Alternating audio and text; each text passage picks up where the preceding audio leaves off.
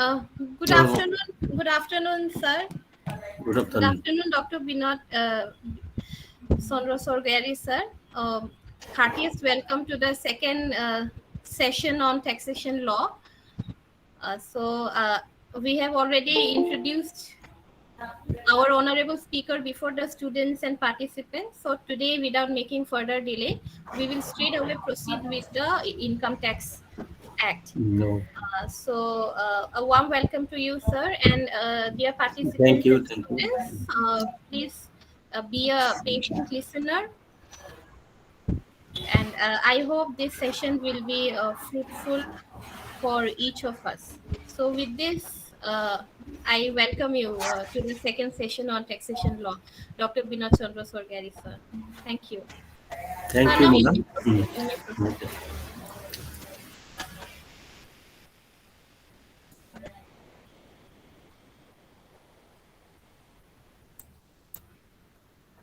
So we'll go for second session.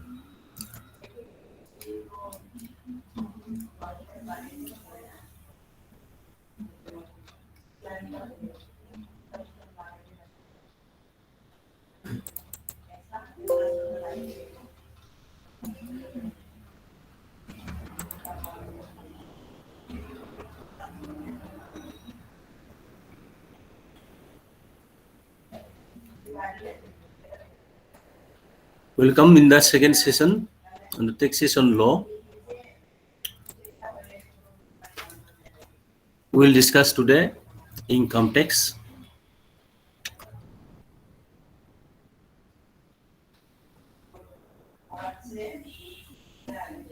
We have to pay the taxes for earning the income as well as expenditure. जहाँ भी जाओ जो भी करो tax देना ही पड़ता है. तो कमाने के लिए भी इनकम टैक्स देना पड़ता है, खर्चा करने के लिए टैक्स देना पड़ता है. Yesterday we discussed about the expenditure, tax on expenditures. Today we are going to discuss tax on income. Whatever we earn on this, we have to pay the income tax.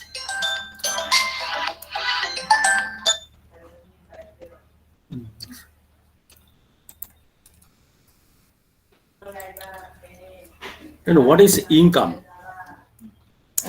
First comes to the income. Income tax is nothing but the annual tax levied on every assessment year at the prescribed rates on every person in respect of his or her total income for the relevant previous year. The total income is determined with reference to the person's residential status and the place of accrual or place of receipt. So, income tax is annual tax which is levied every year on the prescribed rates on every person who have earned a taxable income. Then relevant previous years, that is year immediately preceding the assessment year. The year immediately preceding the assessment year is known as relevant previous year. Now here, total income is determined on the basis of the residential status of an individual.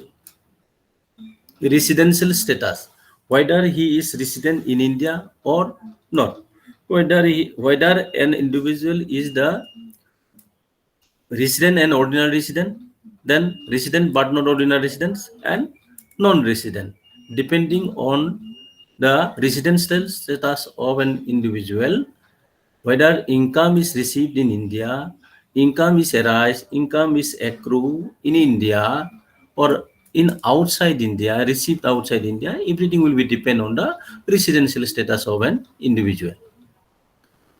Then next come to the next part. This is basis of charges.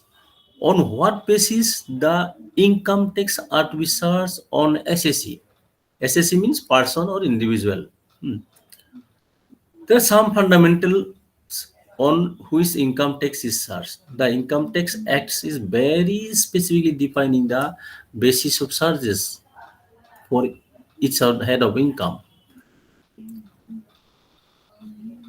It is discussed in the Section 4 of the Income Tax Act. The present Act, the overall issue on which income tax is charged on person income of the previous year is assessed in assessment year on total income of a person as per prescribed tax rates by Finance Act passed in every year. Therefore, income tax is the annual tax on income of a person. Then charges of income tax. Under Section 4 of the Income Tax Act 1961 is the charging section which provides that tax shall be charged at the rate prescribed for the year by the Annual Finance Act or Finance Act. The charge is on every person specified under Section 2 subsection 31 of the Income Tax Act. Under this section, persons are categorized to 7 categories. Tax is chargeable on total income earned during the previous year and not the assessment year. During the income of previous year is charged and is to be taxed on assessment year. Tax shall be levied in accordance with the subject to the various provisions contained in the Income Tax Act. So there are so many sections, so many provisions are there in the Income Tax Act. On this basis, the tax is charged. Before discussing detail, we need to know what is Finance Bill, Finance Act, Finance Bill, Finance Act, SSC, person, previous year, assessment year, income, agricultural income, total income, gross total income. This is the basic concept. So Finance Bill, every year, the finance ministers of India place a budget proposal in front of the parliament or both the house of the parliament for approval. Lok Sabha and Rajya Sabha. When this budget proposal is placed in the parliament and discussed, then this is known as finance bill. Earlier, the finance bill placed on 28th day of February, but from the BJP government, they started from first day of February in place of 28th February. Now, Finance Act or Annual Finance Act. As the finance minister placed the budget proposal in both the House of Parliament, this is Lok Sabha and Rajya Sabha, for discussion. After discussion, if both the houses of the Parliament, including all the members, this is opposition, ruling party and opposition party in the Parliament, pass the budget proposal, then it is sent to the President for assent. If the President of India gives his assent, then it becomes Finance Act. When the President of India gives the assent or puts his signature, then it's become the Finance Act or Annual Finance Act, where the finance bill is become two parts. One is tax proposal for deficit, and one is for deficit financing, and another is tax proposal. Within this tax proposal, the tax rate or slab of the tax rates, how much to be taken tax, everything are to be discussed in the tax proposal part. Now, financial year, financial year is the 12-month period starting from the 1st April to 31st March of the next year, which are considered or conventionally used by the government for accounts maintenance. So the financial year is the period of 12 months from 1st April to 31st March of the next year. Say financial year of 1920, financial year of 2021, then financial year of 21-22. I am given you the three financial years: 1920, 2021, 21, 22.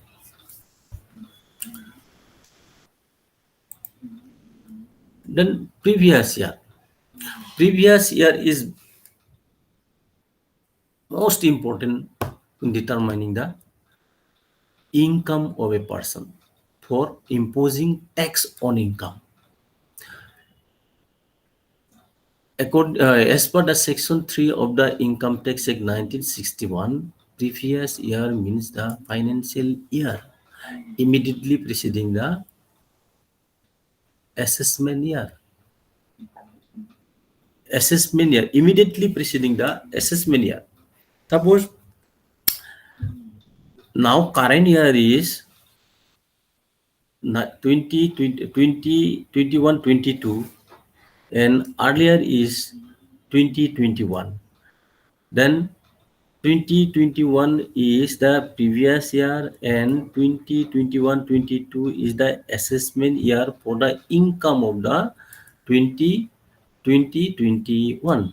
And present means relevant assessment year, previous year. This is 21-22. The income of 21-22 will be assessed in the assessment year 22-23. Next year.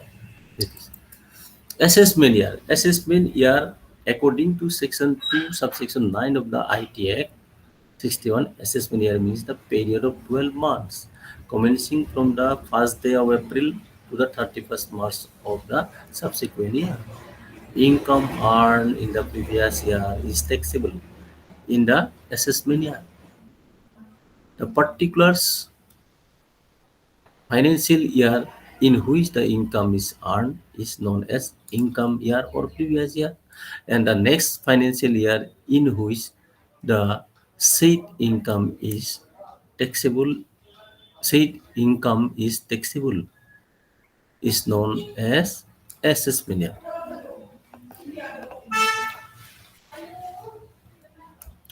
Assessment year.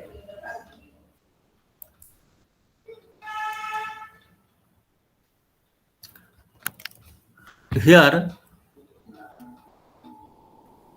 2021 22 is the present or relevant previous year. Then 2022 23 will be assessment year, and all these are known as financial year. 21-22 is present previous year, and this is also known as relevant previous year.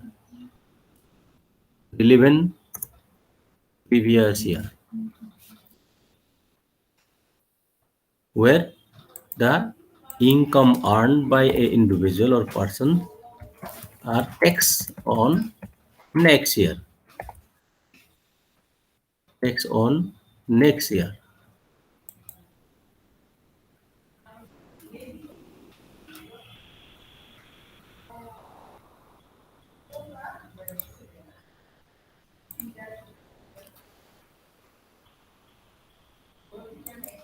Then person or individual on SSC.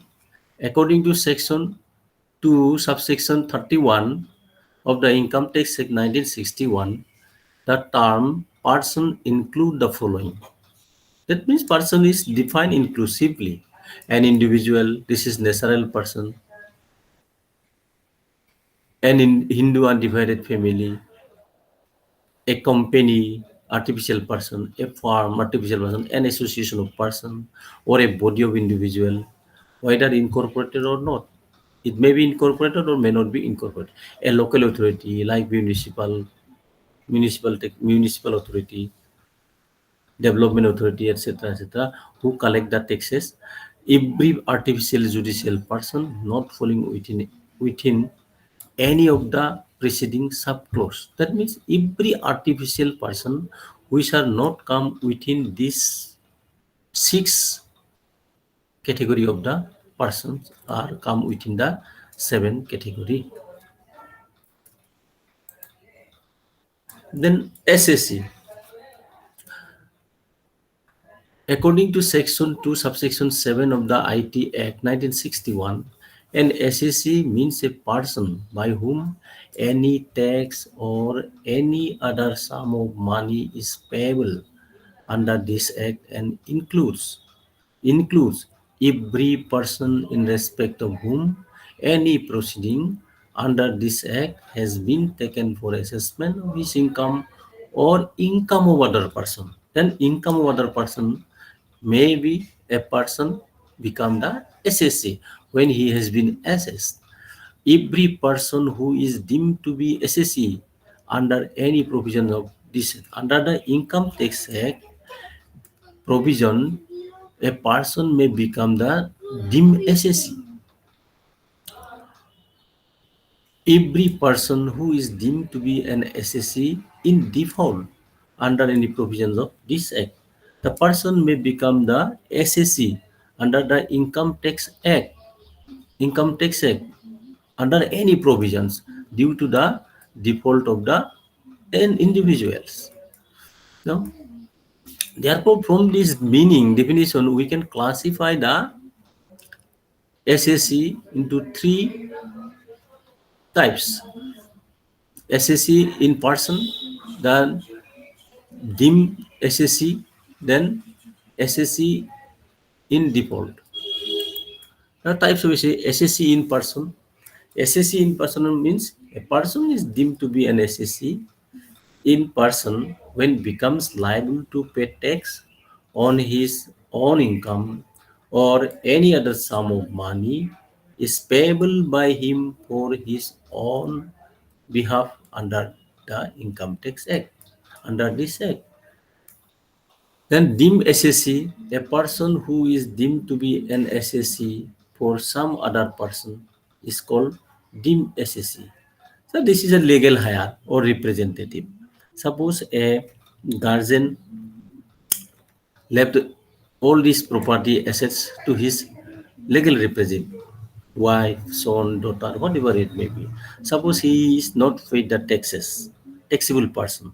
Then all for this, the next legal hire will become the SSC. He is to pay the taxes on behalf of his guardian or father, husband, like this. This is SSC deemed to be an SSC for the income of the other person. The income of father is borne by the income of father is paid by the next legal hire of the family. This is deemed the under the income tax. This is known as deemed SSC. Now SSC in the default. When a person is responsible for doing any work under the Income Tax Act and he is failed to do it, he is said to be SSC in default. Suppose the income tax department under any provisions given the work to do the head of the institution. Suppose principal is given a job to deduct the tax at source when he pays the salary to the staff. Then his duty is to deduct the tax at source who are taxable. If and then he should deduct the tax at source and it should be deposited to the treasury. or exchequer of the government. In that case, if principal fail to deduct the tax at source, then also he become the assessee in default.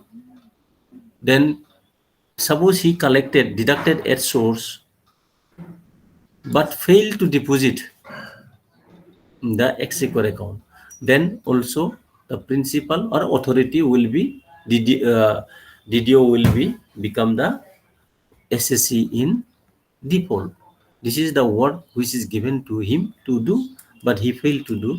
In that case also, he may become the SSC. Then heads of income. The income, income of a person or individual should include within these five. To include within these five, not more than that. Only these five heads are the income heads. Income under the head salary, section 14 to section 15 to 17. Then income from house property, 22 to 27. Profits and gains of business or profession, capital gains and income from other sources. Main source is salary, second is house property income, third is business and profession, next fourth is capital gain. Then income from other sources. Other than these four, all incomes are come within the income from other sources. Salary we know, the person who is working under the contract. Then this is salary. Then income from house property. The person, the individual who have a house property, which is a let out property, either in Mumbai, Delhi, Hyderabad, Kokrajhar, whatever it may be, whatever the income derived from the let out house property, मकान भाड़ा देने के कारण जितना भी revenue आएगा, this is income from house property and this are to be calculated on the as per the provisions of the under these provisions, section 22 to 27. The profits and gains of business or profession. Profits and gains of business or profession.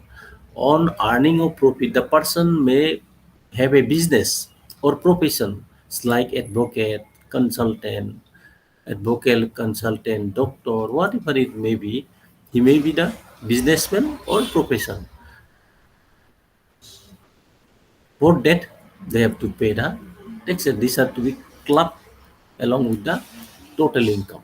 Then capital gains. Capital gain, any capital, gold, property, land property, etc. This capital gain arising transfer of any assets, whether it is a security or other house property, any gain arising from this, these are to be treated as capital gain. Capital gain may be depend on the short-term capital assets and long-term capital assets. This will depend on the holding of the period. How many days, how many times you have in your hand these capital assets. In case of security, shares, stocks, different, and then in case of house property, different, and in case of gold, different. Income from other sources. Other than this, income from other sources, all others are come within the income from other sources. Winning from lottery, winning from gambling, winning from betting, whatever it may be, all will come within this income from other sources. And you are getting money's back when you working in the road. This is also come within this income from other sources, and for that also you have to pay the tax. Now, gross total income. What is gross total income? Gross total income means the total income computed in accordance with the provisions of the Income Tax Act before making any deduction under income under section 80C to 80U. 80C to 80U, it should be capital U, 80C to 80U, depending on the category of SSC. So this is the aggregate of income from 5 heads. From 5 heads, this is income from salary, income from house property, profits and gains of business or profession, capital gain, and income from other sources. This is the aggregate of total income. Aggregate of the total income before deduction is allowed is known as gross total income. And total income. What is total income? The total income is the aggregate of incomes after deduction, the amount left for after deduction of the section 80C to 80U from the gross total income is the total income. And you can make a difference gross total income and income in order to understand. Total income equal to gross total income minus deduction under section 80C to 80U. Gross total income equal to total income plus deduction under section 80C. Hence, gross total income is the total of all the heads of income, while total income is gross total income minus deduction under section 80C to 80U.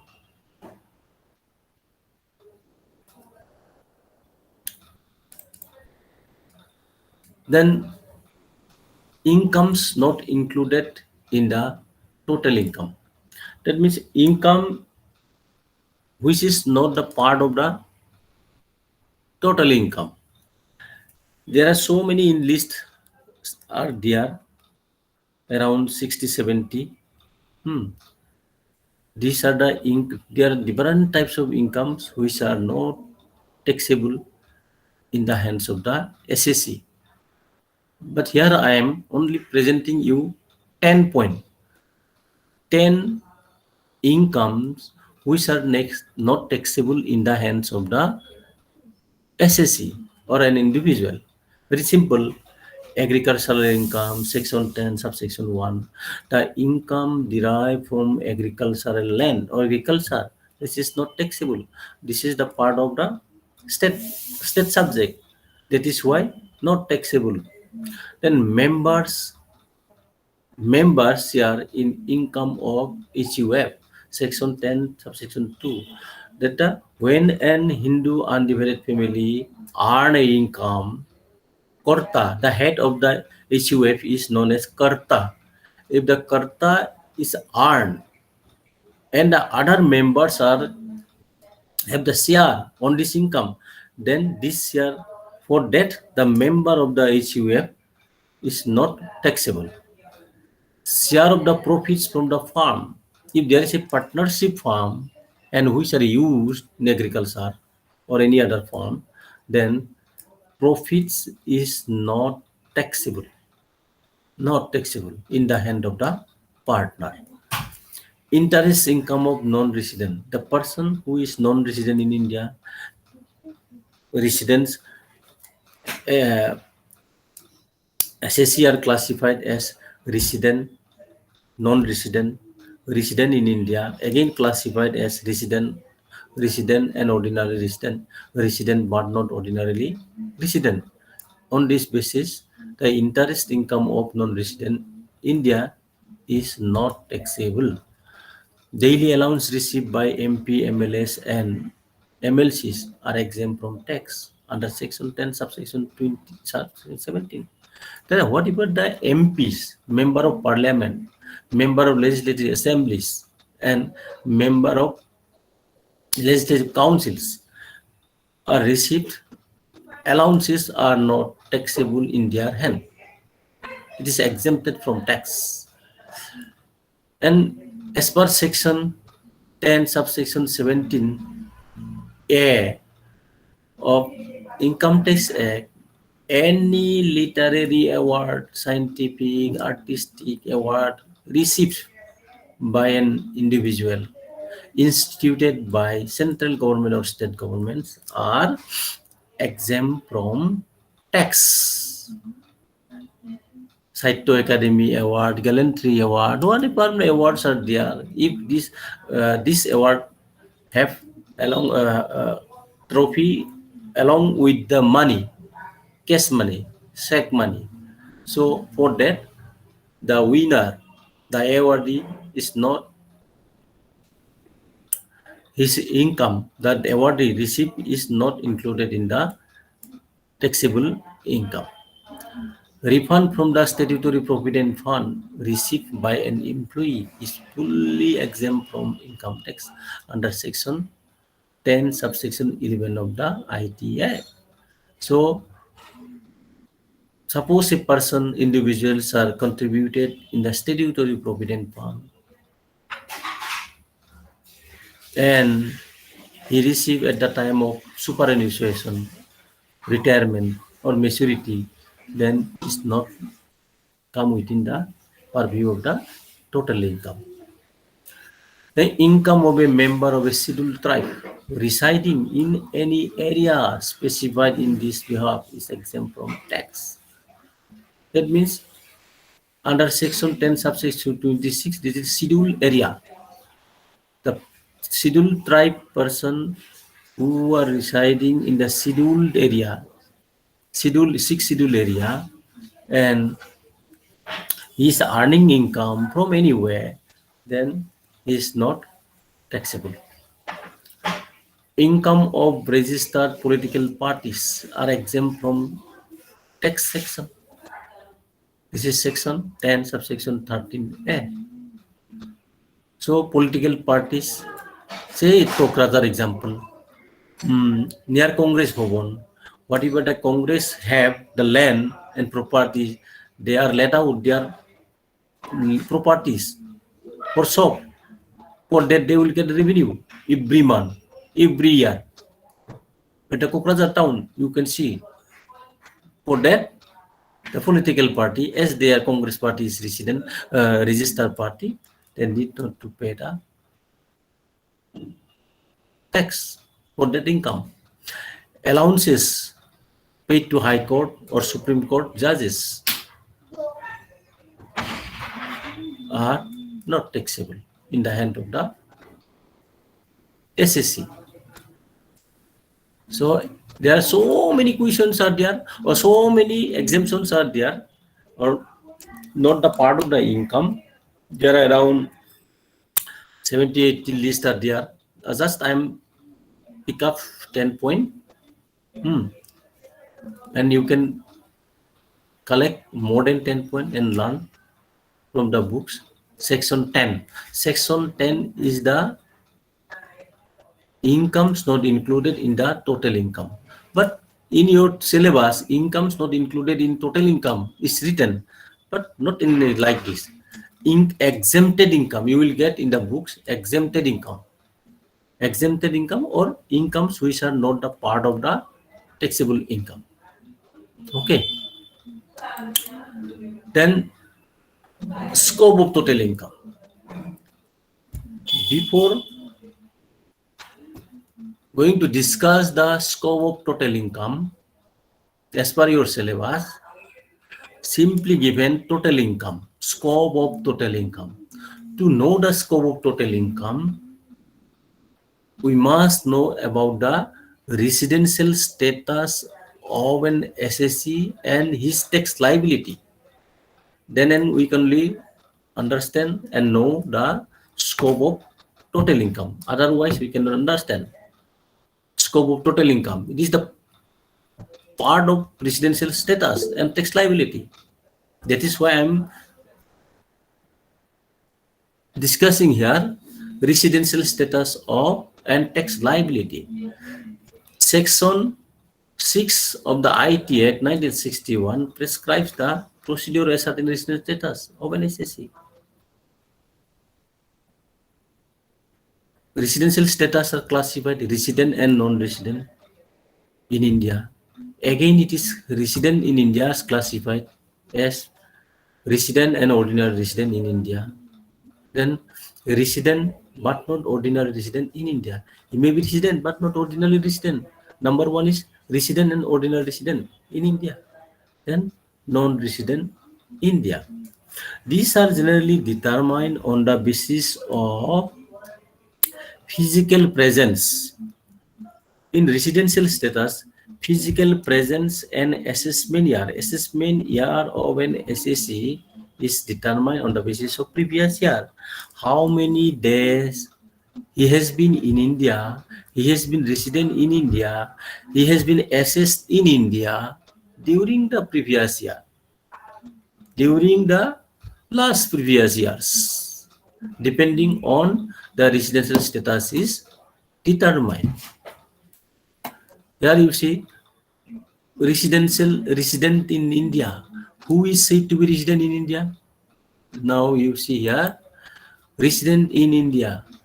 Section 6, subsection 1 of the Income Tax Act, an individual is said to be resident in India in any previous year if he or she, but there is no she actually in books, but only he is used, but she, discrimination, this is, she satisfied at least one of the following two basic conditions. There are two basic conditions. The basic conditions are, now here, number one, that he has been in India for a period of 182 days or more during the relevant previous year. That he has been in India 182 days or more. That means he must stay in India during 12 months period during the previous year. He should stay 182 days or more.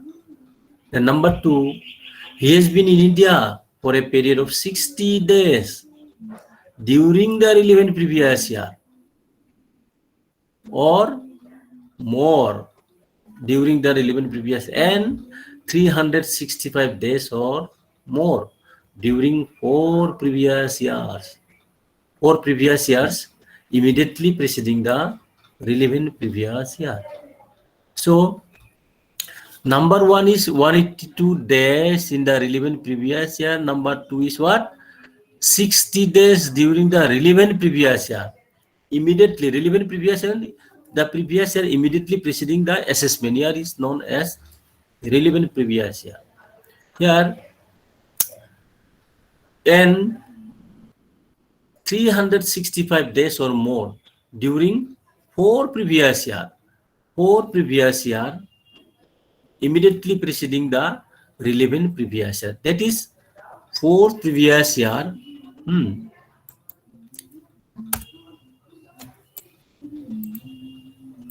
Sir, how many days in the 4 previous year? Or I'm giving you 4 previous year. Say 4 year. The current previous year or assessment. Suppose the assessment year is 202223. No, 23 for the income of 202122. Then 2020 yes 21.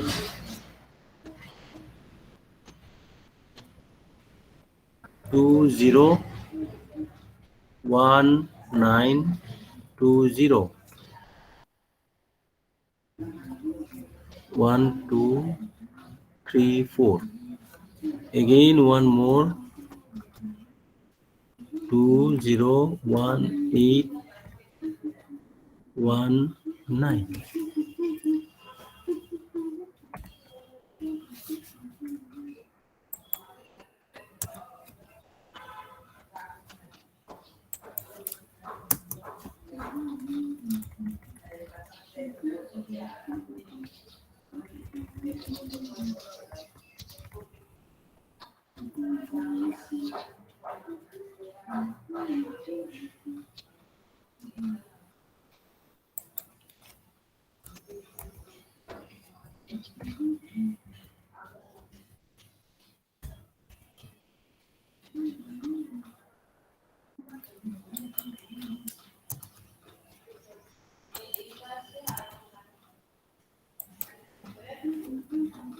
relevant previous year. This is assessment year.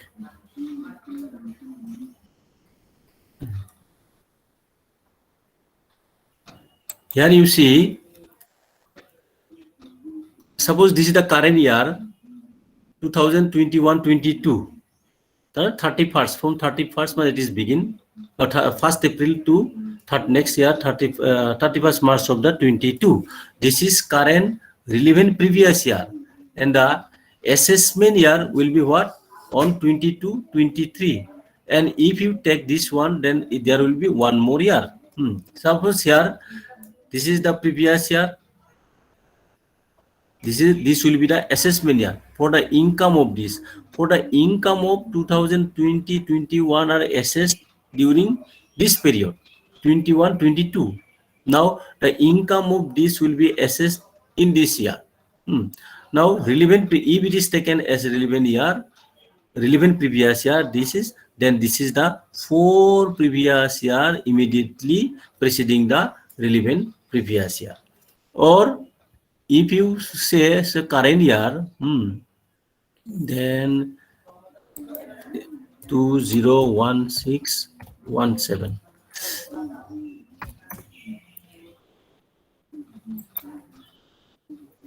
Relevant previous year, then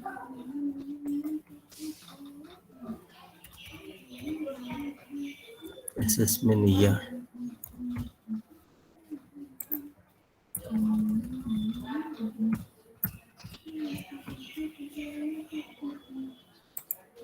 Here you see, this is the current assessment year. This is previous year.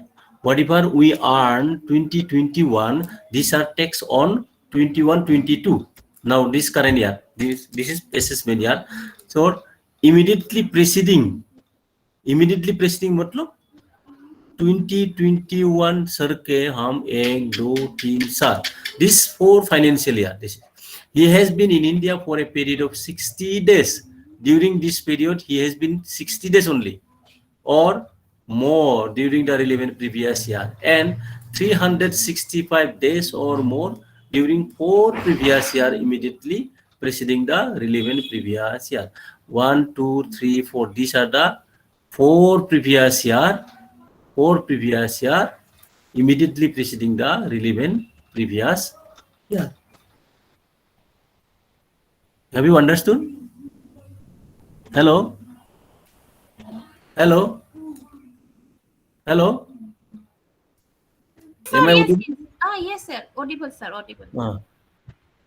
These 4 years are the 4 years immediately preceding. This is immediately preceding the relevant previous year. Now, resident and ordinary residents in India. Who is said to be resident and ordinary resident in India? According to section 6, subsection 1, 6, subsection 6, clause A, an individual is considered as resident and ordinary resident in India if he satisfies at least one of the basic conditions and both the following additional condition. So there are basic condition and additional condition. Basic condition are 182 days that he has been in India 182 days, and the second is he has been in India for a period of 60 days during the relevant previous year and 365 days during the 4 previous year immediately preceding the relevant previous year. Now here, out of these 2 basic conditions, any one is satisfied by an individual, and over and above the 2 additional conditions are satisfied, then he is said to be resident and ordinary resident in India. That is, that he has been resident in India at least 2 out of 10 previous years, immediately preceding the relevant previous year. Immediately previous year sorke out of 10 previous year, if he has been resident in India for 2, then he satisfied the condition A. Then next, that he has been in India for a period of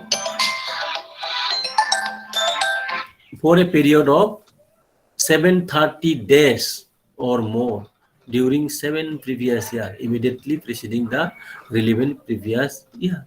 So if this both additional condition is satisfied or and any one of the basic condition, then he is said to be resident and ordinary resident in India. Here the days of arrival and departure by a person is considered stayed in India. Suppose a person leave India for tour to England, London, and he arrive India after 3-4 months, then the day of leaving, day of departure, and day of arrival are to be considered as stayed in India. Then resident and not ordinarily resident. Suppose a resident and not ordinarily resident. When a person is said to be non-resident and not ordinarily residents, and basic condition 1 and 2 and does not satisfy the board of additional condition, then he is said to be resident but not ordinarily resident. If a person or individual satisfy any one of the basic condition out of 2, then and not satisfy the additional condition, that is 2 out of 10 previous year immediately preceding relevant previous year, 730 days during 7 previous years, then he is said to be resident and not ordinary resident in India. Then non-resident. Who is said to be non-resident? An individual is said to be non-resident in India if he does not satisfy any of the 2 basic conditions. Out of these 2 basic conditions, not a single basic condition is satisfied, then he is said to be resident in India. Now, important. Nationality of an SSC has no relation with the concept of residential status. The emitting the since I am the citizens of India, I should be resident in India. No, not like that.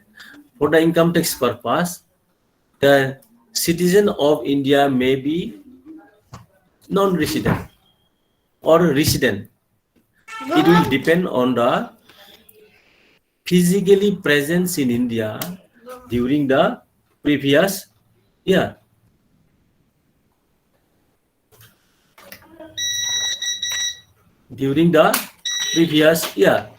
So it will depend on the physically how many days he has been in India physically.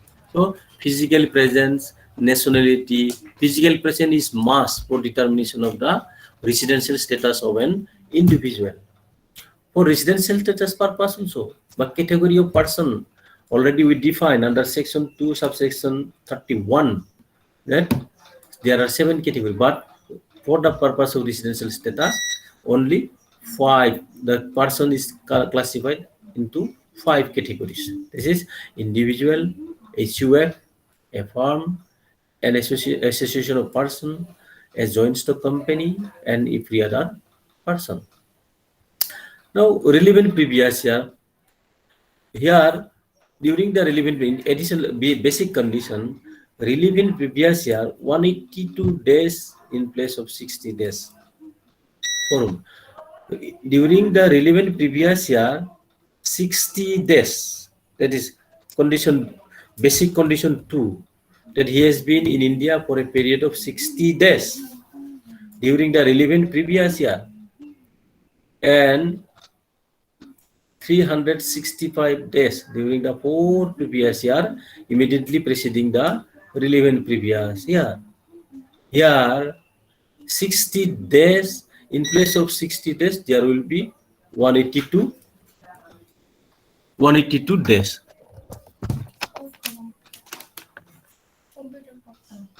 182 days. So in that case,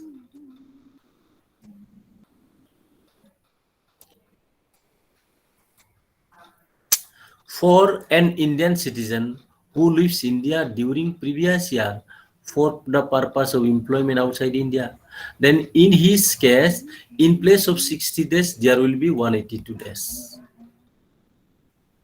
An Indian citizen or a person of Indian origin who comes on a visit of India during the previous year. That means an individual who comes to India for a visit who is the Indian origin. Then in his case also, in place of 60 days, there will be 182 days. Then who is the Indian origin? Undivided India, Pakistan, Bangladesh. If visit to India, then relevant previous year should be considered as 182 days. Indian origin means India including Bangladesh. Now, scope of total income. Under Section 5 of the IT Act, the taxable incomes are classified on the basis of the residential status of an individual.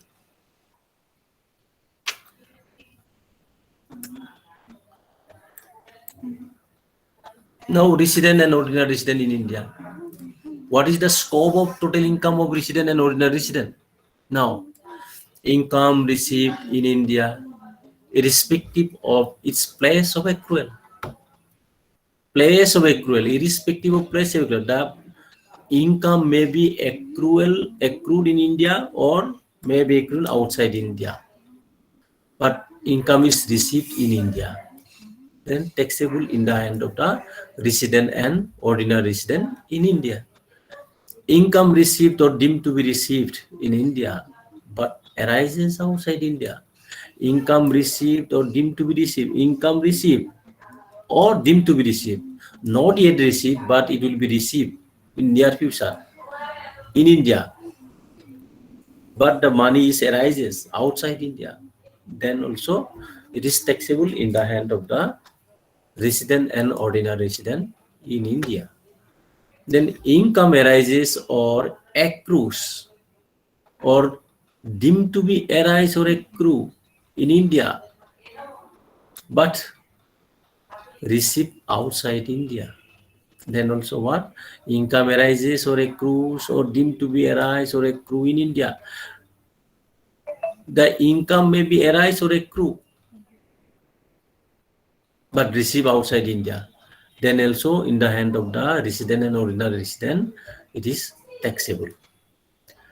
Income arises or accrues outside India. Income is arise or accrues outside India and received outside India. Income is accrue or arises outside India and the income is also received outside India. Even then it is taxable in the hand of the resident and ordinarily resident.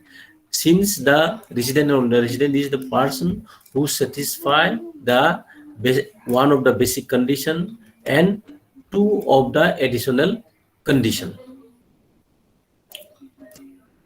Then in other words, all income irrespective of the place of accrual or receipts is taxable in the hands of the SSC having resident and ordinarily resident status or ordinary resident in India who have the status of this. Now resident but not ordinary resident in India. Resident but not ordinary resident in India, income almost same, income received in India irrespective of its place of accrual. Income received or deemed to be received in India but arises outside India. Same. Income arises or accrues or deemed to be arise or accrue in India but received outside India, taxable in the hands of resident but not only resident. Income arises or accrues outside India from a business controlled from a place within India. The business which are controlled from India and income is arises or accrues outside India, then also taxable in the hands of the resident, but not ordinarily resident in India. Then, in case of in the hand of non-resident in India, non-resident in India, income received or deemed to be received in India, or income arises or accrues, or it's deemed to be arise or accrue in India, irrespective of the place of its receipt, are taxable in the hand of the non-resident in India. Now, what is income accrue? Income accrue or arise or deemed to be accrue, deemed to be arise, deemed to be received or deemed to be received. These incomes are actually what? Not received by the SSC. Instead, these are credited to his account to be paid at later date. For example, employer's contribution to Provident Fund, interest accrued on Provident Fund balance, interest accrued on NSC 8 issue. All this money, when it will receive at the time of superannuation, and then this will be included in the income, taxable income. So, employer's contribution to Provident Fund and interest generated credited from this fund are also what known as deemed to be received, not yet received. This will be received at the time of maturity, and during this maturity, this will be taxable in the hand of the person who contributed. Income accrue or arise. The term accrue or arise have some same meaning: to grow, to originate. Salary is accrue, where service is rendered.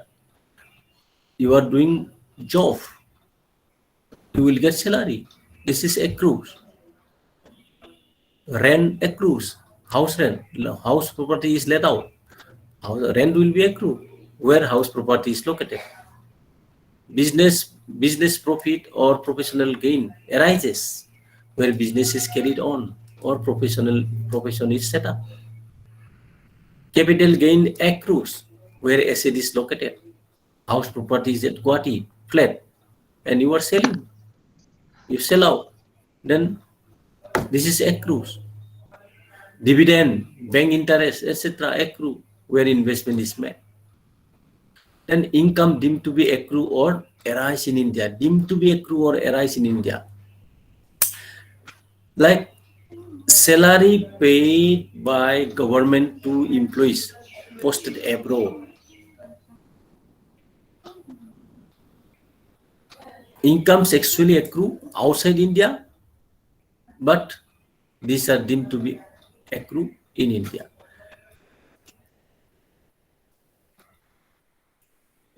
That means salary paid by government to its employee posted abroad. He is working at abroad. Incomes are actually accruing at abroad, outside India. But these are to be considered as these are deemed to accrue in India. This is accrued or generated in India. Then income from a capital assets located in India, although transaction has been placed outside India, Dubai, say, then also it is to be considered as income arises in India. Dividend paid by Indian company outside India. The dividend paid, the Indian company, Reliance company, paying the dividend to American citizen, then not American citizen, but he has been resident in India, then taxable in dividend paid by Indian company outside India. Say Indian person, Indian businessman having the share of the Reliance company, and he is outside now at London, then he is considered this is known as income accrue or arises. Now, computation of income. Before going to this computation of income, whether any doubt regarding residential status, previous year, assessment year? Sir, for example, income accrued in India, for example, State Bank of India, uh, now Yes. State Bank of India have branches in abroad also. For Yes. those who are employed in State Bank of India, for say in Singapore, State Bank of Singapore. India, then that will be like income accrued in India. Is it, Mm. sir? Yes, yes. Business income which are controlled from India. The business is controlled from India, but income is accrued, generated outside India. Then Yes. it is taxable in the hand of resident and ordinary resident but not ordinary resident also. Okay. Or any regarding assessment year, previous year. But whether there is previous year, assessment year and previous year, there are 2 year, 2 financial year, assessment year and previous year. Yes. So in that case, when the assessment year and previous year will be become same, for whom? There may be same year. Within the same year, there may be both previous year and assessment year. Suppose, for example, a person whose intention is better, that is, the income tax officer authority believe that the motive of the person is or intention is bad, avoiding of tax for evasion of tax, he is going to leave India. Then in that case, this person assessment year and previous will be the same. Intention is believed by the income tax officer that his intention is not good. He is going to leave India for avoiding tax. In that case, his previous year and assessment year will be the same. In case of shipping corporation, din that question. So the previous year and assessment year are the same.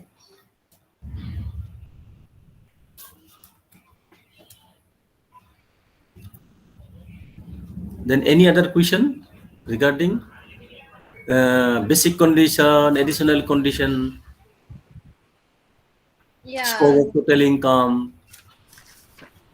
Now I'm clear, sir. Scope of total income, uh, Total income. assessment year, previous year, I am clear. I don't know about the students. So, Uh, yeah. all are financial year. Yeah. When it is left, it become previous year, Yes. and current year become assessment year. Assessment year. Mm. Yes. Relevant means relevant. Yes.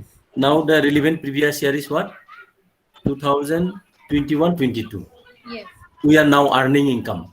We are receiving salary. Suppose salaried person, salary we are receiving. The businessman also earning income. Professional also earning income. The person who have a property, house rent, they are letting out their house property. See, at Kokrazar also, there is a house property and they are let out. For that, they will get the rent every month. So they are earning income. Yes. This income will be assessed on next financial year. Yes. Then next financial year is known as assessment year, and Assessment year. this will be known as previous year. Previous year. But if we say for last year, whatever we already earned in the last year, this is previous year up to 31st March 2021. 21. For that, Yes. we are paying the already paid the tax. Yes. Already we paid the tax, and due to COVID situation, it is extended. Some Extended. person maybe now paying the taxes. It is another matter. But Uh, 31st March, it will be end on 31st March. yes. Before that, whatever the provisions are there, this should be done. So this is relevant previous year, and this year is assessment year. Okay. So, dear students, you must know that you have to know the difference between assessment year and previous year. Assessment year and Yes, previous year. Yes, it is very and important. it is very important for your day-to-day life also. You must know when to file Mm. income tax, or whenever you want to file for exemption It of is income part and tax. parcel, madam. Whenever It, you want to it is file part for and their, parcel. It yes, will remain up to that death yes, until and unless you expire. being the responsible citizen, Mm. we must exercise these activities Mm. from your very first day after you attain the age of majority. And Yes, then yes. you also have to know how the relevant previous year is calculated, how the previous year is calculated, like minimum for how many days he has to stay in Stay India. All in of India. that This must know. residential status. Mm. Yes, How many days he has to stay in India? Basic yes, condition and addition. Two yes, basic condition, two additional condition. Very very important. yes, Depending on this, and remember, nationality is not considered. yes, I am Indian, I'll be resident in India. No. For tax purposes, this is not considered. No nationality. American citizens may be the resident in India for tax purposes. A Indian citizen may be non-resident in India. Maybe. Suppose the person, Indian citizen, he stayed in India for a 50 days, 2 months, 60 days. Or if there is 60 days, then this will be satisfy another condition. Suppose he has been 30 days, 1 month for a relevant PPSL, and 11 months he stayed outside. So cricket player, he has generally stayed more than 11 months. Hmm. yes, They are leaving India, arriving India. The day of arrival and leaving are to be considered as stayed in India. yes, The cricket player, they are stay almost 7 to 8 months, 9, 10 months in outside the India. yes, Go and come for tour, they will stay or in business purpose also. Hmm. So residential status, then how many days he has been in India, physically presence is very important. yes.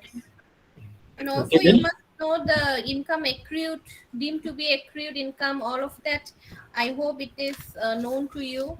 And a little study is required. Yes, study for income tax, learning income tax, it is required reading. Yes, You should read repeatedly again and again. yes. Okay, so I think we can begin with computation of income. Competition of income. Income. Yeah. Okay. Okay, so now we will start with computation of income. Computation, Putation, not competition. Computation. Okay, students. Competition of income.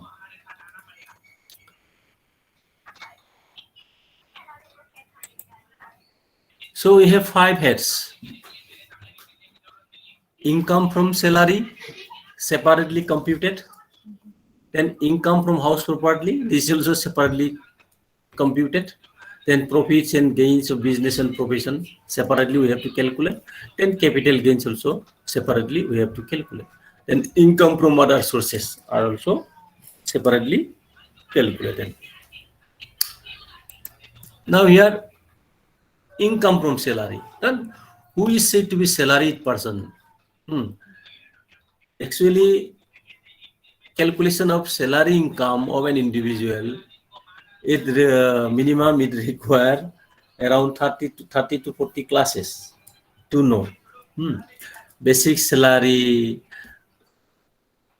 employer and employee relationship, whether he has been working as per direction, or everything we have to learn. Basic salary, meaning of basic salary, what is basic structure of basic salary. Then I am directly giving you the format of calculation of salary income, not details.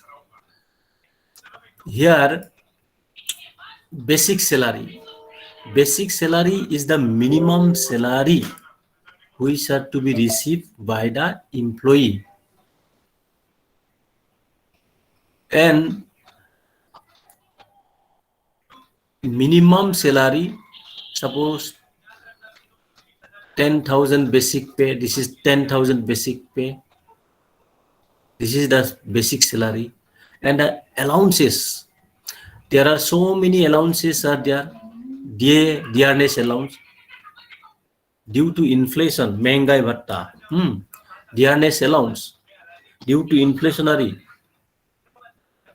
the government provided, the employer provided dearness allowance. This is fully taxable. Dearness allowance, other than dearness allowance, there are so many allowances are there, and some allowances are taxable, some allowances are not taxable. The taxable portion of the salary, allowances are taxable, and some allowances are partly taxable, partly not taxable. Sorry.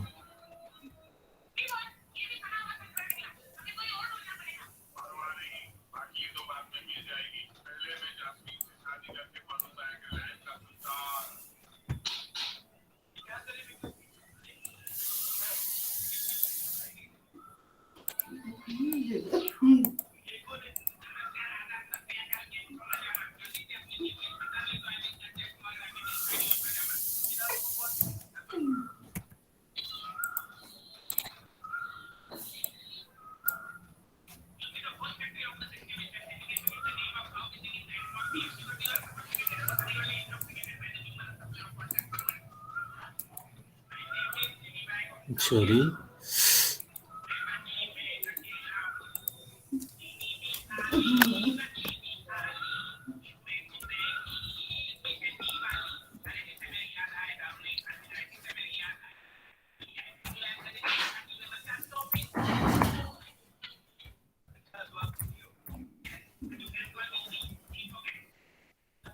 Only taxable allowances.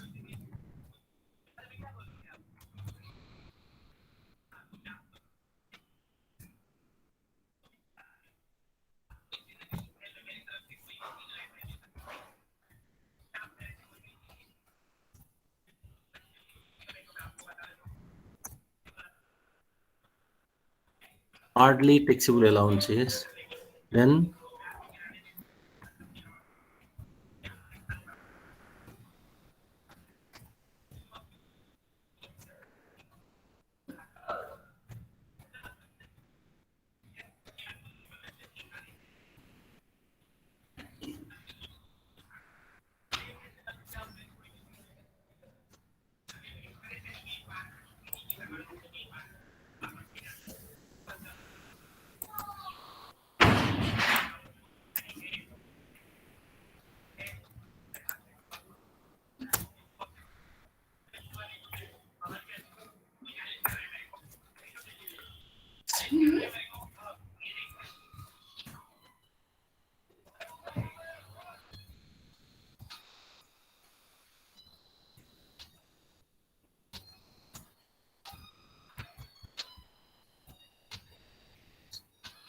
say house rent allowance.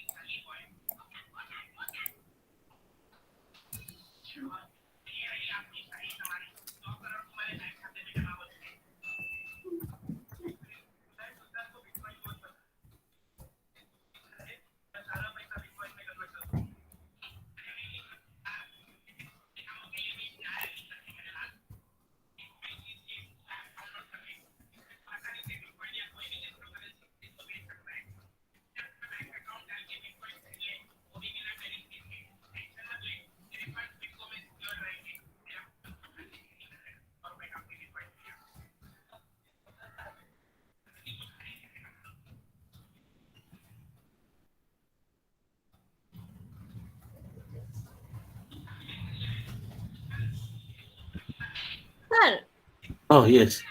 are you writing something? We can't Yes, see. I am writing something. We can't see Wait, that, wait. sir. Uh,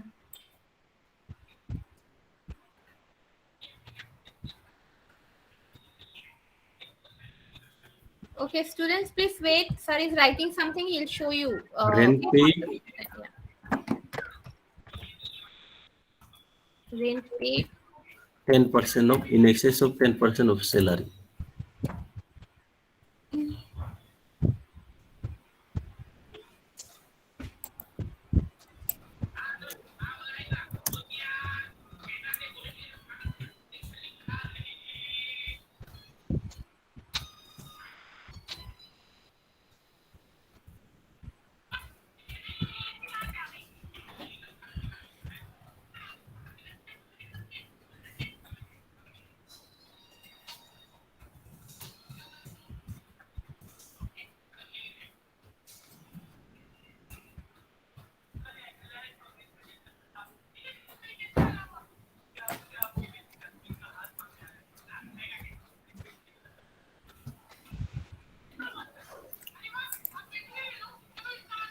Anyway, here I'm just showing the calculation. Suppose house rent allowance receipt. House rent allowance receipt is the partly taxable allowances. This is partly taxable allowances. Fully taxable allowance, that is fully taxable. Partly, that is part of the portions are taxable and part are not taxable. This is partly. And fully exempted means the allowances which are not taxable in the hand of the SSC. This is not taxable. Now, question will arise whether it is in partly taxable allowances. House rent allowance is the partly taxable allowances in case of salaried person. In that case, in that case, calculations are like this: house rent allowance received total, then less exempted, list of the following, list of the following. Below three list of the following under section 10 subsection 13 rule 2 as per the income tax act, this is exempted. So in that case 40% of salary. The people are classified depending on the metro city and other cities. In case of metro city, there will be 50%, and in case of other city, the 40% of salary. Then house and allowance received, rent paid in excess of 10% of salary. Then meaning of salary. There will be the meaning of salary.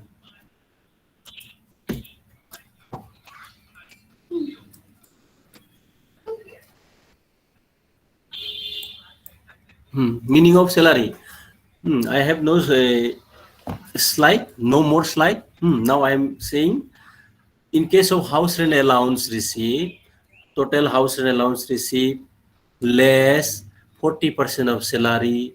In case of other than the metro city, Bombay, Calcutta, Delhi, Bombay, Calcutta, Delhi, Madras. These four metro city allow 50% of salary. Other than this, 40%. Then rent paid in excess of 10% of salary. Then meaning of salary. There will be meaning of salary. What is the meaning of salary? The meaning of salary is different for different purposes. In that case, some salaries are in some allowances or some receipts are not to be considered as salary, and some are considered. So meaning of salary for the purpose of calculation of house rent allowance received, the dearness allowance may be considered, may not be considered. If the dearness allowance is part of the retirement benefit, then this is to be considered as salary, along with basic plus dearness allowance. This is the meaning of salary. On this, there will be 40% of salary, then 10% of salary minus house rent paid. How much I am paying rent by staying at Kokrajhar? Out of these three list, Least of the three are to be deducted from the total house rent allowance. So this is taxable. Suppose in case of uniform allowance, it's very simple. Uniform allowance, the person who are working in the police, they get the what? Uniform allowance every year.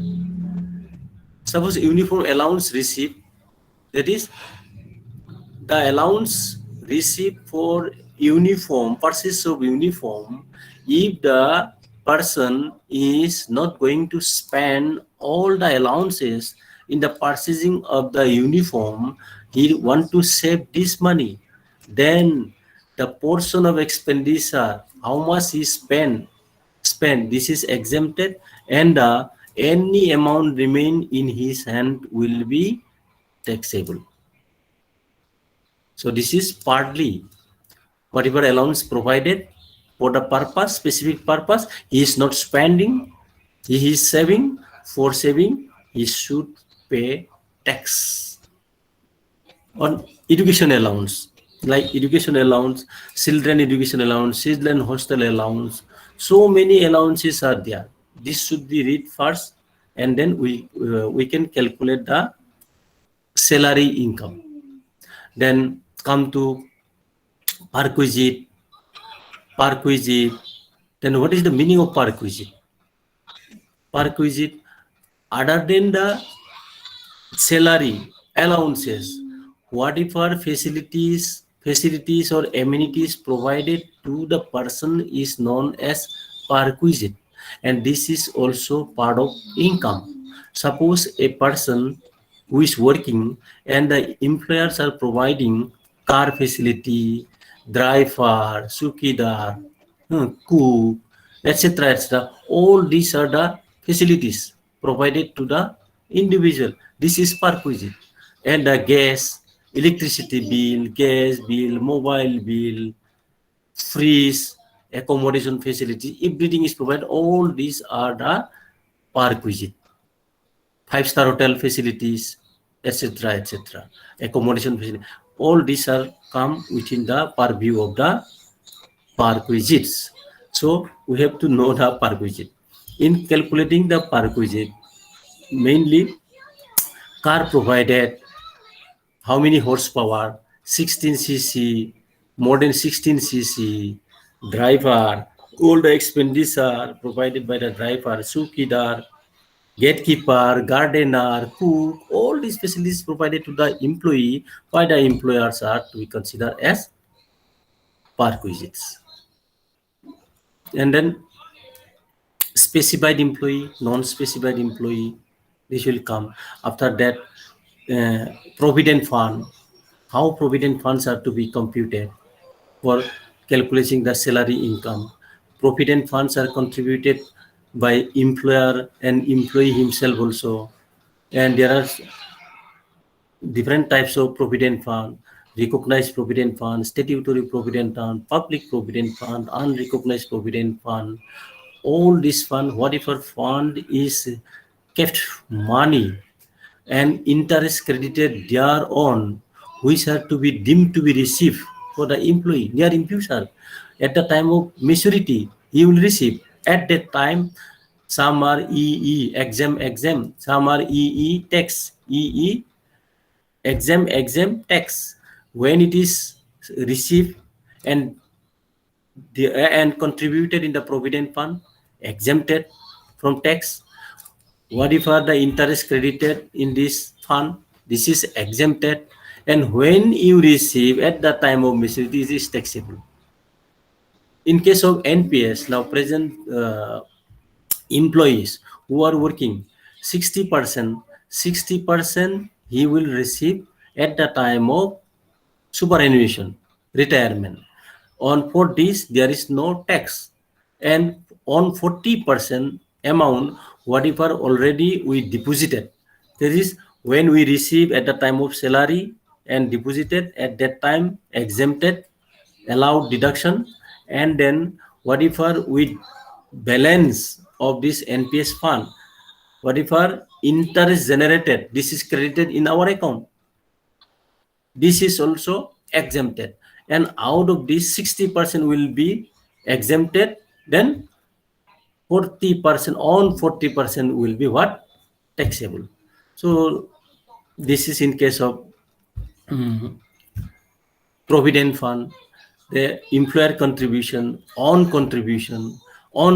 case of on contribution, it is not allowed, but it is allowed deduction under section 80C, etc. And other than these, interest credited over and above the interest, over and above contribution, 12%. Over and above 12% contribution to the recognized provident fund also taxable over and above. Suppose government allow 12% and you are depositing 15%. So 15%, 3% will be 3% deposited in the 3% deposited in the recognized provident funds are taxable. So these are to be separately calculated. How much contributed? 12% of salary or 15% of salary contributed, less 12% exempted, and balance will be taxable. Then inner column and outer column, 2 column, you have to make 2 column. The inner column, outer column, then here you have to put. So in case of education allowance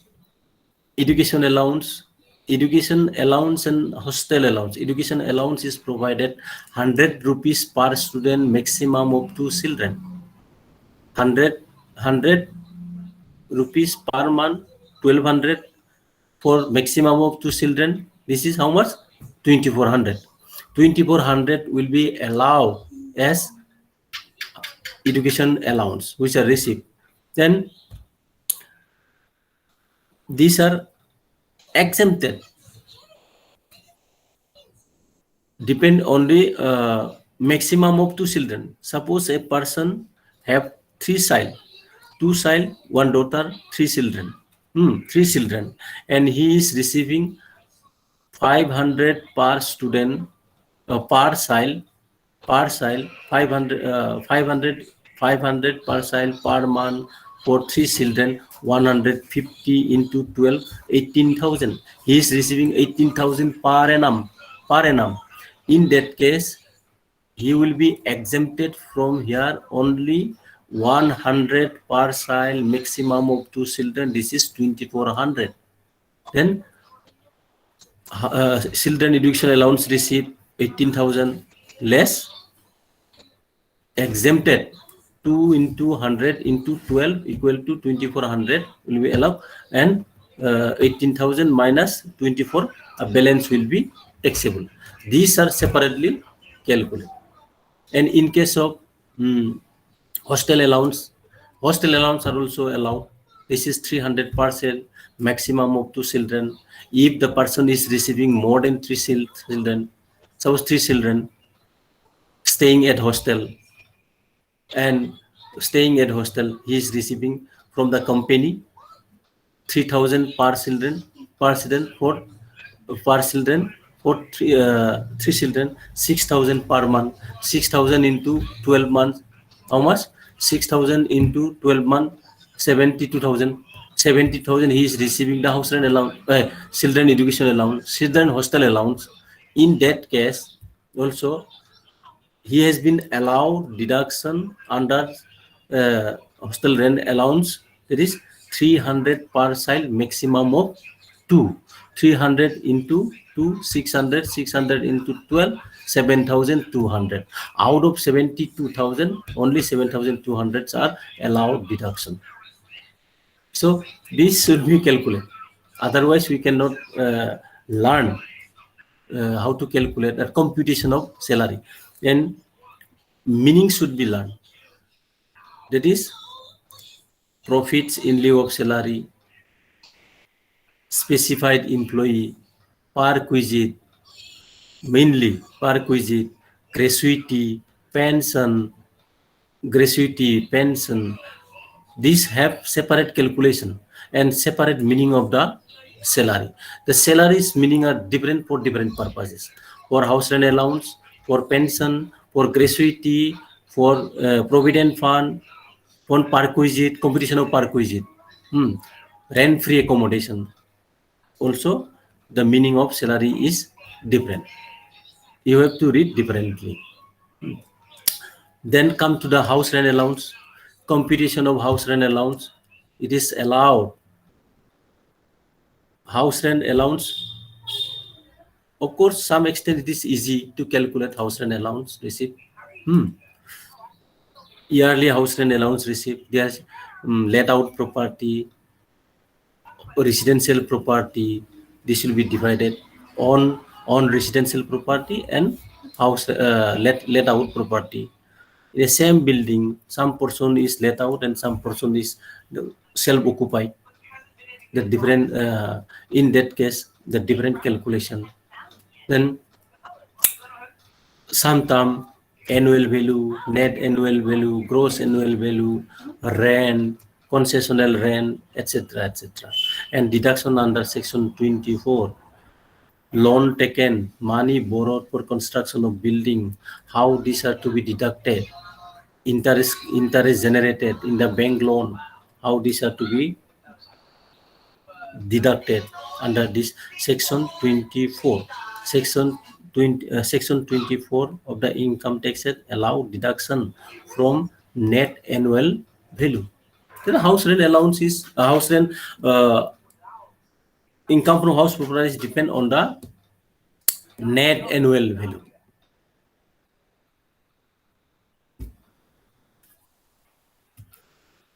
So if for calculation or computation, in case of business profession, profits and gains of business and profession also separate calculation, and in case of capital gain also separate calculation.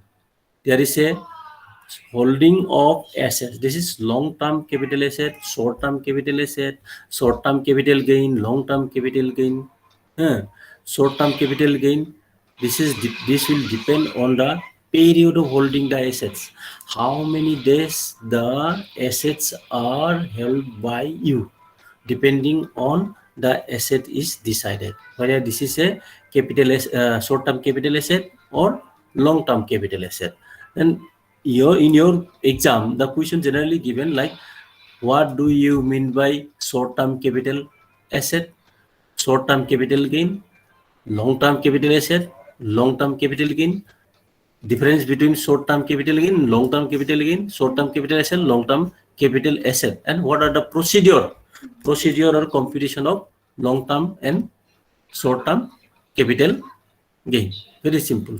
Short-term capital asset, the assets which are whole less than 1 year in case of security, the 12 months, and less than 24 months in case of house property, and in other case less than 36 months, then this is to be considered as short-term assets, and any revenue derived from by transfer of this short-term asset is known as short-term capital gain. And in case of long-term, over and above, you have the security, share, stocks, equity shares, and it is in your hand more than 12 months, then this will be long-term capital assets. And house property more than 24 months, long-term capital assets, and other assets, coal, land, etc. Then more than 36 months, this is what? Long-term capital assets. Long-term capital asset, then any profits or gain arising from this transfer of long-term capital asset is known as long-term capital gain. So these are calculated separately, short-term capital gain and long-term capital. In very simple, like if you make a trade, like something purchase and sell out, cost of acquisition, purchase price, and other procedure, registration cost, brokerage cost, and some development or improvement your property, and you sell out. Suppose you purchase 1 lakh at 1 lakh a property and you renovated, bounded, art fielding is done, and some development expenditure can cost 50,000. So 1,50,000, and other registration cost, paper cost, then brokerage cost, it become 10,000. 1,60,000 on expenditure is made 1,60,000, and after 3 years you sell out this for rupees 10 lakh. So whatever the difference derive, this is your long-term capital gain. This is 1,60,000 you have spent for development of this property, and you after 3 years or 4 years you sell out 10 lakhs. So your 8,40,000 is profit, capital gain. This is profit. But in that case, this is as long-term capital gain, you will get the indexation. There will be indexation because due to inflation or appreciation, you are getting the more profit.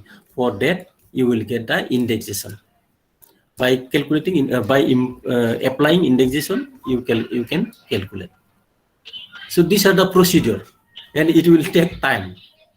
Actually, this require time to teach and learn how to calculate the computation of income, salary income, and this for mainly three: income from salary, income from house property, then capital gain. May I know what type of question they ask generally regarding computation? Hello? Sir, I have to see, sir. I have to see. I don't remember exactly. Yes. Practical, any problem is given in the exam? No practical, no problem is given, only the theoretical. No problem, na? Then that is only theory, huh? Only theory. Then the question will be profit in love salary. What is the meaning of salary? What is the perquisite, and what are the provisions of calculation of house rent allowance? The allowance is the provision. What are the provision or provisions are there? And the examples of agricultural income, examples of the non-agricultural income. I think this will be your part. Then, other than this, income from other sources, which are come within the income from other sources, which are not income from other sources. Example.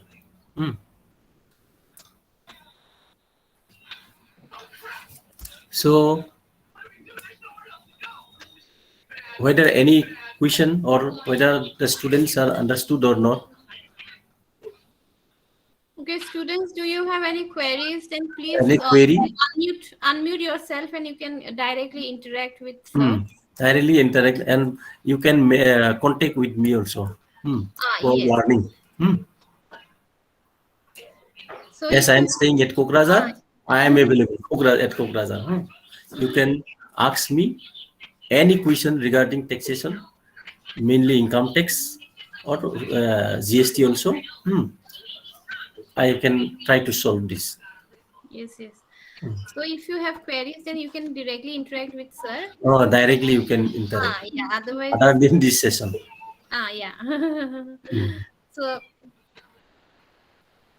Yeah. So yesterday, sir, one student wanted to know about the agricultural income, but that is an exempted income, no, sir? Agricultural income. Start the agricultural income. Agricultural income. Very interesting topic. This also agricultural income. Agricultural income is exempted. Actually, this is the part of the state subject.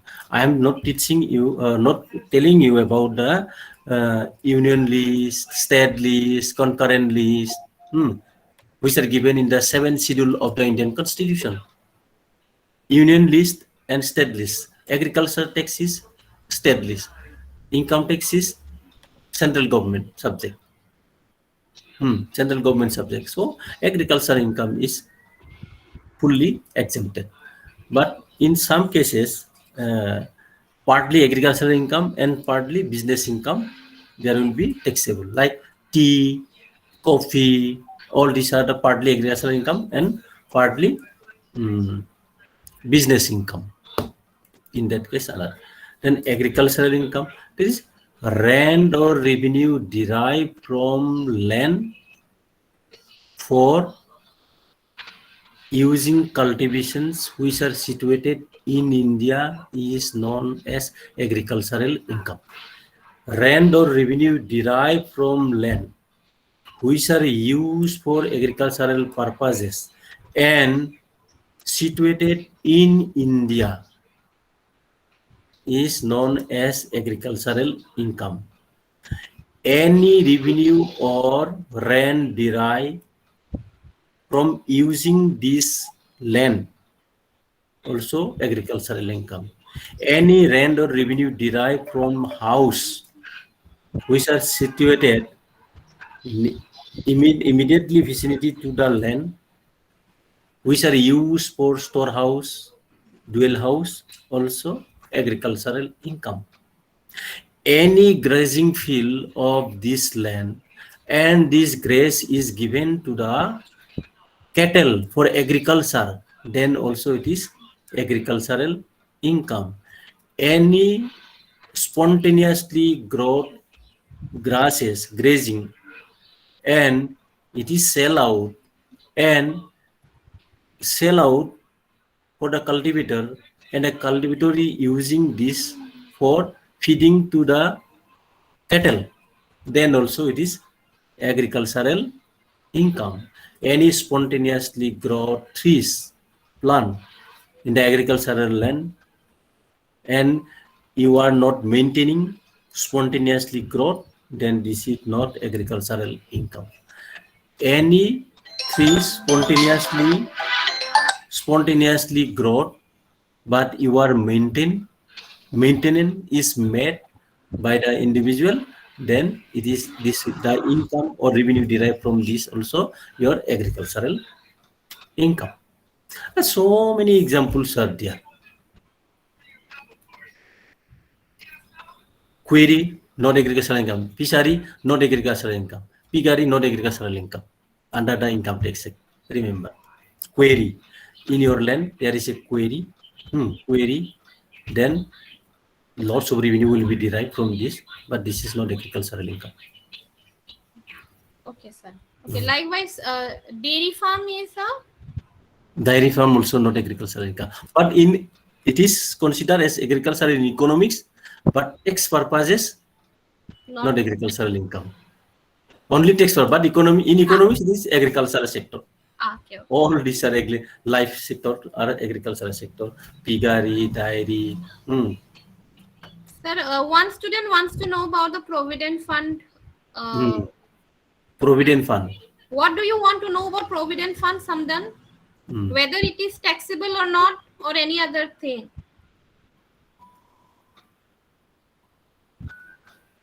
Provident fund or PPF? You can ask me any language. You can use any language. Samdan Wari, you can directly interact because the question is incomplete. Provident fund, sir, what do you mean? Provident fund. You want to know what is a provident fund? So there is another query. Can I claim deduction for my personal and household expenditure while calculating my taxable income or profit? Deduction for my personal and household expenditure while calculating my taxable income or profit. Expenditure, where he is spent. Insurance premium or any house, any tuition fees for children. Where have you? Where he spent? Where have you spent in Amul? This will depend. This will depend on this will depend on expenditure. What expend korisa? Insurance loisa ne? Insurance premium this is jodi hobo. Tuition fees lora choli jodi porar karone school disi tetiao hobo. Hostelot khorsa korisi tetiao hobo. Kisuman khorsa ase convenience allowance disi khorsa korisi hobo. Exempted, taxable. বুজি পাইছা so ইটো depend কৰিব তুমি কত spend কৰিছা Okay, so Samdan Wari wants to know the meaning of provident fund. Provident fund. চা মই অসমীয়াতে কৈছো চা আমি যিমান পাওঁ what ever will get generally we spend all money it is the duty of the guardian जितना पैसा मिलता है खर्चा करता है इसलिए so the government decided that something to be saved on behalf of him otherwise he will spoil at the time of retirement nothing will be get after retirement you see the Bhagavan cinema Hindi cinema have you seen Amitabh Bachchan and Hema Malini Bhagavan hello Bhagavan Hindi film Yeah, have you seen I have seen. I don't know about others. here you see all money is spent for reading and development of his children and at the time of retirement nothing is received from the company that is why the government decided and set up the recognized provident fund institution in 1972 then some portion of the salary should be deducted forcefully maybe forcefully but compulsorily deducted this is 12% 12% salary should be deducted to the provident fund and it is if you interested then you can also self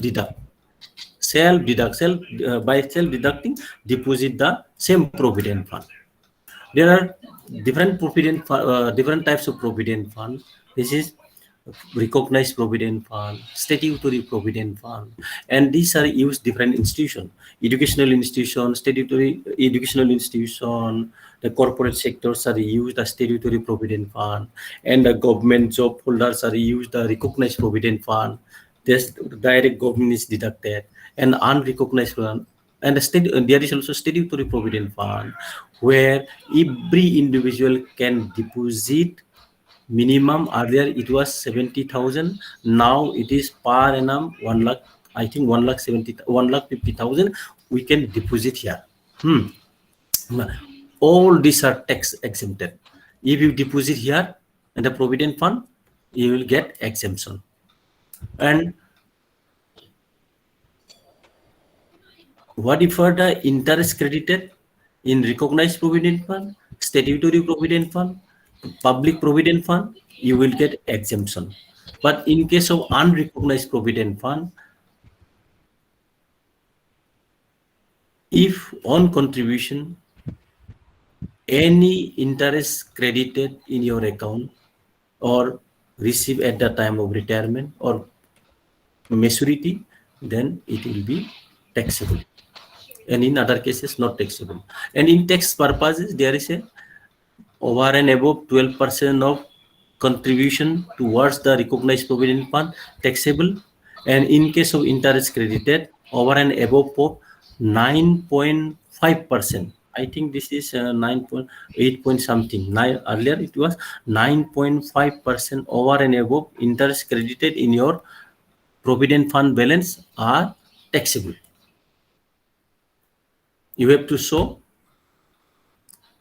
in the present calculation of income tax and then on contribution to recognized provident funds are allowed deduction under section 80C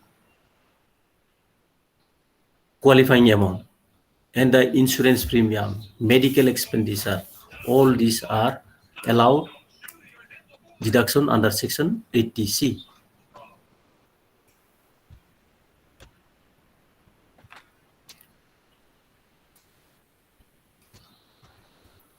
for learning provident fund you have to open the books provident fund there is a classification how to calculate for salary meaning of salary is different for provident fund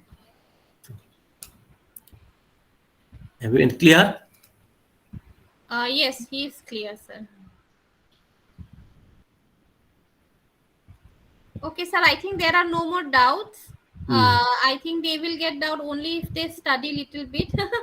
oh, yeah. I think there are no more doubts, sir. If you have nothing else to share, then we could end the session. Okay. Or if you want to continue, you can continue, Mhm. sir. Okay, then. We can Like, end, sir. Can we end the session, sir? okay, we can leave now. So, any procedure you are going Yeah, to we do? would like to Mm. offer you vote of thanks, sir. Okay. So, Okay. Go ahead. uh, uh, I, on behalf of the entire Kokrajhar Law College fraternity, would like to extend my heartfelt gratitude towards you, sir, towards Dr. Binod Chandra Sorgayari, Assistant Professor of Commerce College, Kokrajhar, for accepting our invitation to be the guest speaker on taxation law. Uh, Actually, the purpose behind hearing from you was because you have a hands-on experience on accountancy, yeah, because you have been in this particular field, you have been dealing with accountancy from your college days. So we thought we could get better understanding from a person like you. Therefore, I have requested our librarian, librarian Mr. Bijoy Baro. So he has suggested you as the perfect person for dealing with this subject. And we are indeed thankful to Bijoy sir also for introducing you before us during the time of pandemic.